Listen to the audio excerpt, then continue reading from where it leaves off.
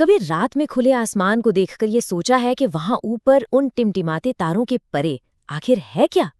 आज हम सब मिलकर अपने ही घर मतलब हमारे सौर मंडल की एक शानदार यात्रा पर निकलने वाले हैं।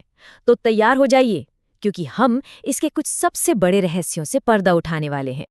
तो ये है हमारी यात्रा का पूरा प्लान। हम सबसे पहले समझेंगे कि ये सौर मंडल आखिर है क्या चीज।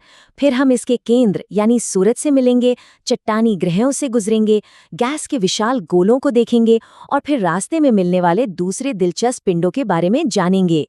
और हाँ, आखिर में प्लूटो की बड़ी ही मजेदार कहानी भी सुनेंगे। तो चलिए सफर शुरू करते हैं।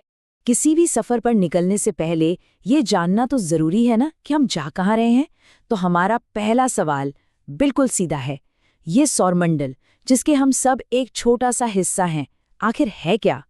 हम सब ने स्कूल में पढ़ा है ना, कि सौरमंडल में एक सूरज है और 8 ग्रह हैं।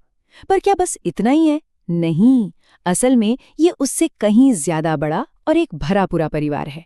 चलिए देखते हैं कि इस परिवार में असल में कौन कौन है।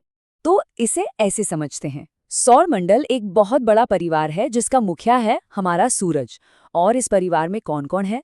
8 ग्रह, उनके सैकड़ों चांद, लाखों छोटे बड़े पत्थर जिन्हें हम एस्ट्रॉइड कहते हैं, और बर्फीले धूमकेतु। ये सभी सूरज की जबरदस्त ग्रेविटी से बंधे हुए हैं और लगातार उसके चक्कर काट रहे हैं।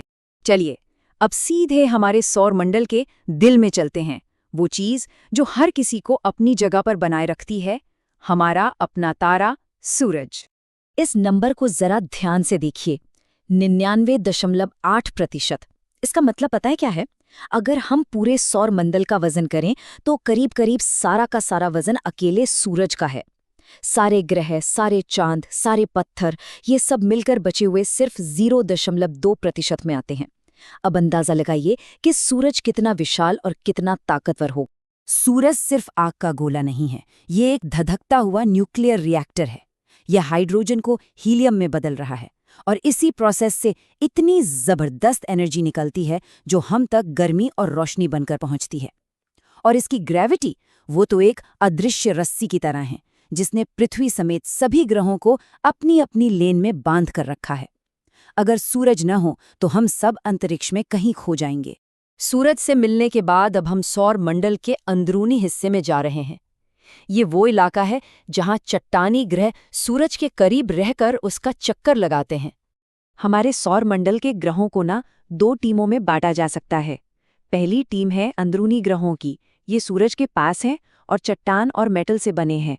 दूसरी टीम है बाहरी ग्रहों की, ये बहुत दूर हैं, बहुत ठंडे हैं और ज्यादातर गैस और बर्फ के बहुत बड़े बड़े गोले हैं।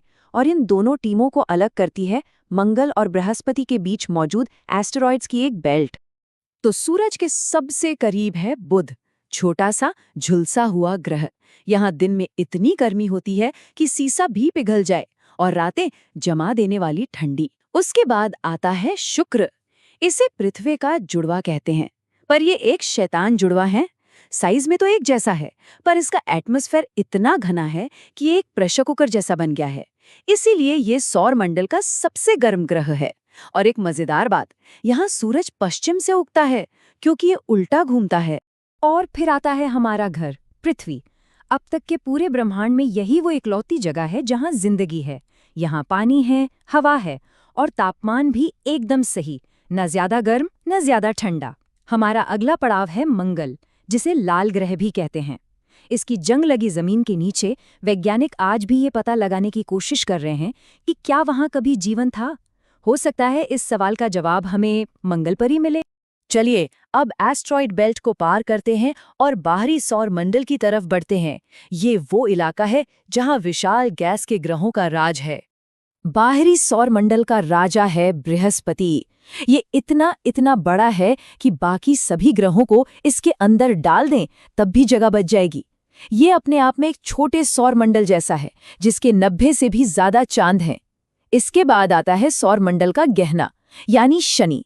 इसके खूबसूरत छल्ले तो सबने देखे होंगे।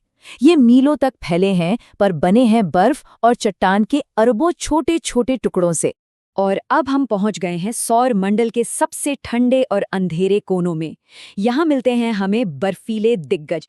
पहला है यूरेनस, जो अंतरिक्ष में एक लुढ़कते हुए ड्रम की तरह अपनी साइड पे लेटा हुआ घूमता है। और सबसे आखिर में है नेपच्यून। ये एक नीली तूफानी दुनिया है जहाँ आवाज की स्पीड से भी तेज हवाएं चलती हैं। ये हमारे सौर मंडल का आखिरी बड़ा स्टेशन है। अच्छा, तो बड़े बड़े ग्रहों से तो हमारी मुलाकात हो गई, पर सौर मंडल की कहानी बस यहीं खत्म नहीं होती। इस बहुत बड़ी जगह में और भी बहुत कुछ घूम रहा है। चलिए अब कुछ छोटे लेकिन उतने ही कमाल के सदस्यों से मिलते हैं। देखे, ग्रहों के भी अपने साथी होते हैं जिन्हें हम चांद कहते हैं।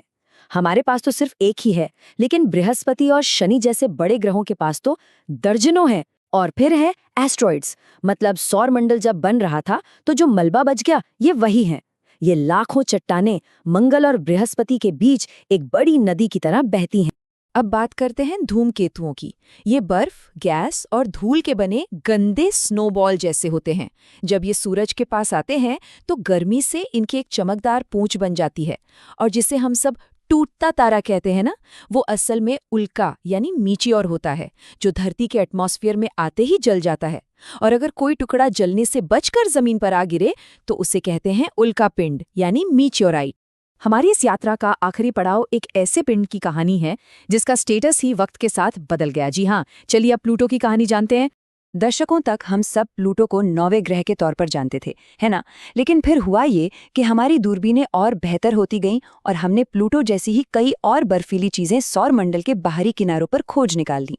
तब वैज्ञानिकों को सोचना पड़ा कि भाई ग्रह आखिर कहते किसे हैं। और फिर 2006 में ये फैसला हुआ कि प्लूटो एक नई कैटेगरी में आता है, बौना ग्रह। ये एक परफेक्ट उदाहरण है कि साइंस कैसे नई जानकारी के साथ खुद को बेहतर बनाता है। और इसी के साथ हमारे सौर मंडल की ये शानदार यात्रा यहीं खत्म होती है। हमने सूरज की धधकती आग से लेकर नेपच्यून की बर्फीली हवाओं तक का सफर तय किया। प्लूटो की कहानी हमें एक जरूरी बात याद दिलाती है कि हम अभी भी सीख रहे हैं, खोज रहे हैं, और ये हमें एक बहुत बड़े सवाल के साथ छोड़ जाती है। अगर हमारी आंखों के सामने एक ग्रह का दर्जा बदल सकता है, तो जरा सोचिए हमारे इस घर में अभी और कितने रहस्य खुलने बाकी हैं। खोज जारी है।